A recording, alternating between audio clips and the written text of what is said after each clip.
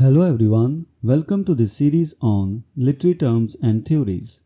And in this video, we are going to discuss the term amplification. Introduction. Amplification is a rhetorical device used to extend, magnify, or emphasize certain aspects of language. This technique is prevalent in oratory and literary works, serving to attain specific effects. A prime example of amplification can be found in Charles Dickens's Our Mutual Friend, where the repetitive emphasis on newness creates a vivid and exaggerated portrayal of the Veneerings. Amplification in rhetoric. In rhetoric, amplification is employed to add detail, intensity, and depth to an argument or narrative. By repeating certain elements or expanding on them, speakers and writers can draw their audience's attention to particular points, making their message more persuasive and impactful. Amplification can be achieved through various means, including repetition, elaboration, and the use of descriptive language. Example from Our Mutual Friend. Charles Dickens masterfully employs amplification in his description of Veneerings in Our Mutual Friends. The passage highlights the newness of everything associated with Veneerings. Mr. and Mrs. Veneering were brand new people in a brand new house in a brand new quarter of London. Everything about the Veneerings was spick and span new. All their furniture was new, all their friends were new, all their servants were new, their plate was new, their carriage was new, their harness was new, their horses were new, their pictures were new, they themselves were new. They were as newly married as was lawfully compatible with their having a brand new baby, and if they had set up a great-grandfather, he would have come home in matting from the Pantechnicon without a scratch upon him, French polished to the crown of his head.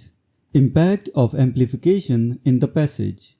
In this passage, Dickens uses amplification to emphasize the overwhelming newness of the Veneerings and everything around them.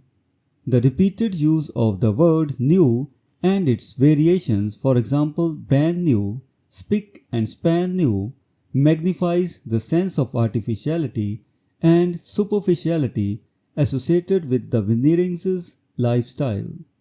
This rhetorical strategy not only paints a vivid picture but also subtly critiques the values and pretensions of the newly affluent class in Victorian society. Techniques of amplification. Repetition. Reiterating words or phrases to emphasize a point, as seen in the repeated use of new in Dickens's passage. Elaboration. Providing additional details to expand on an idea, making it more comprehensive and impactful. Descriptive language. Using vivid and detailed descriptions to magnify the subject, drawing the audience's attention and evoking a stronger emotional response. Amplification in oratory. In oratory, amplification can enhance a speech by making arguments more compelling and memorable. Politicians, motivational speakers, and activists often use amplification to highlight key points, rally support, and inspire action.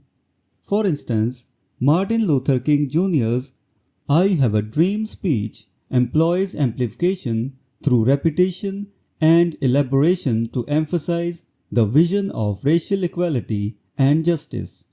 Conclusion. Amplification is a powerful rhetorical device that extends, magnifies, and emphasizes language to achieve specific effects. Whether in literature or oratory, amplification enhances the impact of the message, making it more persuasive and memorable. Charles Dickens's use of amplification in Our Mutual Friend exemplifies how this technique can vividly portray characters and critique societal norms. Understanding and utilizing amplification can greatly enrich both written and spoken communication. So this was the discussion on the term amplification. We will meet in the next video and discuss some other term. Until then, goodbye and thank you.